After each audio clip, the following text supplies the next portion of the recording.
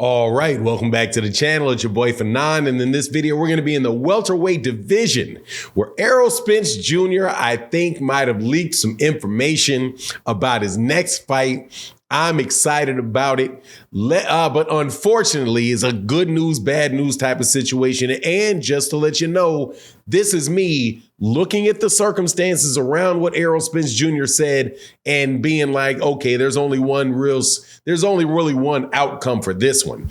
Let's talk about that in this video.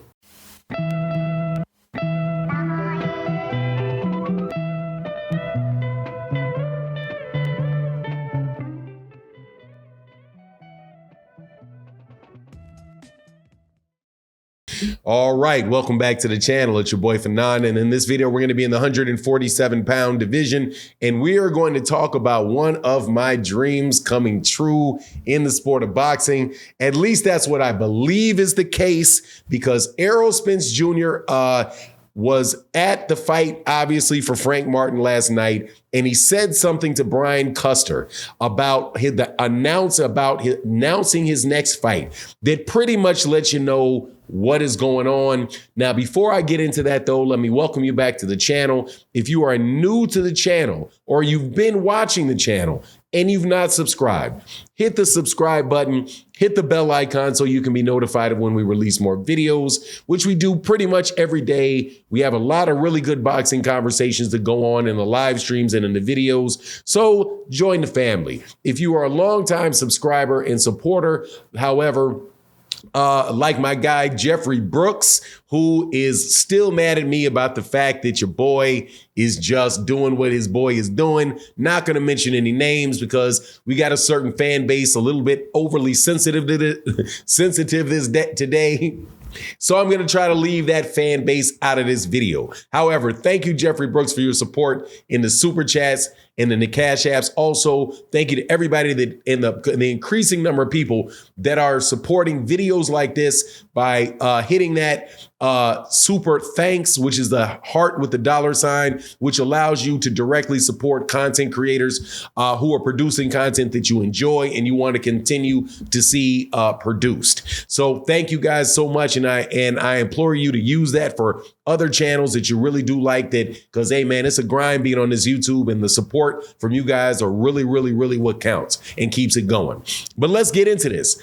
Errol Spence Jr. was interviewed by Brian Custer, said several things of interest, and one of them was that he was set to announce his next fight, was going to do it like 3 or 4, I think he said 3 or 4 days ago, right? Or 3 or 4 days from now. However, it got delayed. The announcement of that fight got delayed because of the fact that he got in a car accident, and so he has to heal. So that and he got banged up, whatever, so he has to let his body heal. And so now it looks like he's going to be fighting in either April, May, or June timeframe. However, from what he said to Brian Custer, we know he knows who the opponent is. So what does that mean? It means we are more than likely going to get the Keith Thurman fight. Now, why would I say that it means that we're going to get the Keith Thurman fight? Because we know we're not getting can't say his name. Don't want to send you guys into spasms. So we know we're not going to get the WBO champion fight. That's out the window.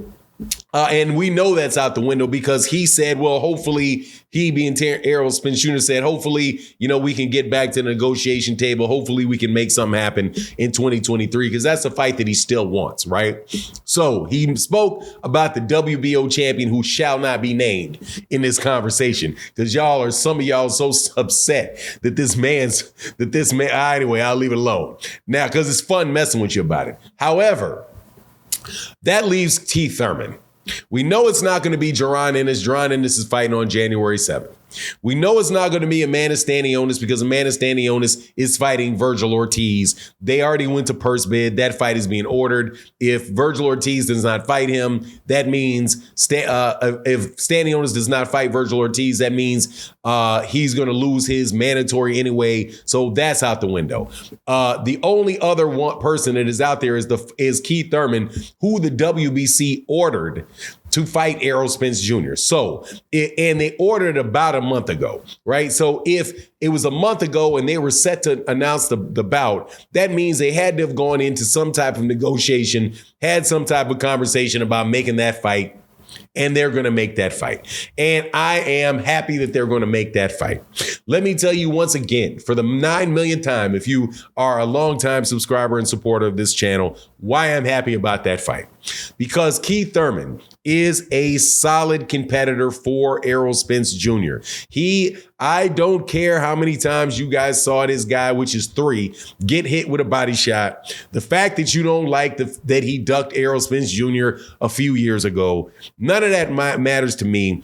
I want to see a good fight, a fight that where when those guys face off and we get into the heat of the fight, like of the prelims of that fight and the conversations going back and forth, that full well that it is going to be a fight everybody's going to start getting interested in and want to see, because it was the original big fight for Errol Spence Jr.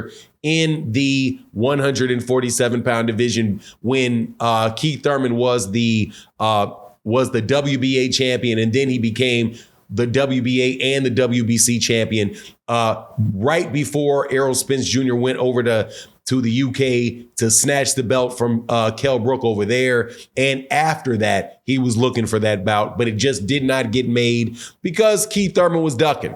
Not even going to lie about that one. Keith Thurman's ducking, not trying to sugarcoat it or anything like that. However, Keith Thurman is a legitimate threat for Errol Spence Jr. He is a former unified welterweight champion. He only has 1 loss against Manny Pacquiao. He has some subpar performances as of late, say, for example, against Mario Barrios, right?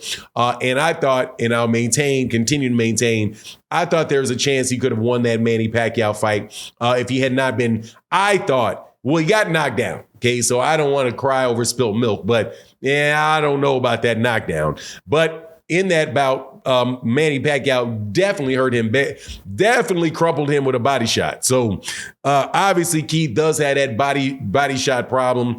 Is an older fighter now, but whatever. I'm happy that we get that bout, and we can get that bout out of the way. Another good thing about that is that Terrence Crawford is going to be fighting somebody, and Errol Spence Jr. said he still wants that fight. So get a big money fight, a good moving boxer, somebody that has good footwork, moves around the ring.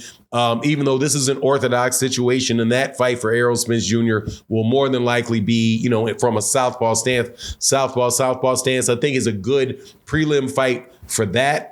Provided Errol gets past it, because Errol's got to get past it. Keith Thurman also is somebody with really big power. And say what you want, Keith Thurman's got very, very big power. So I just think it's a really good situation. I think it's a really good situation for Errol, and I'm glad that he took it. I'm hoping that what he said by that is he had taken it, and also, if he wants to have that undisputed fight, he can't get out of the Keith Thurman fight, because Keith Thurman's fight was mandated by the WBC. In order to get out of that, I assume that the only way to get out of that is if he drops his WBC belt. If he drops his WBC belt, then the fight for the WBO is no longer for undisputed. But anyway, that's my take on the matter. You let me know what you think in the comment section. And with that, I'm out. Deuces.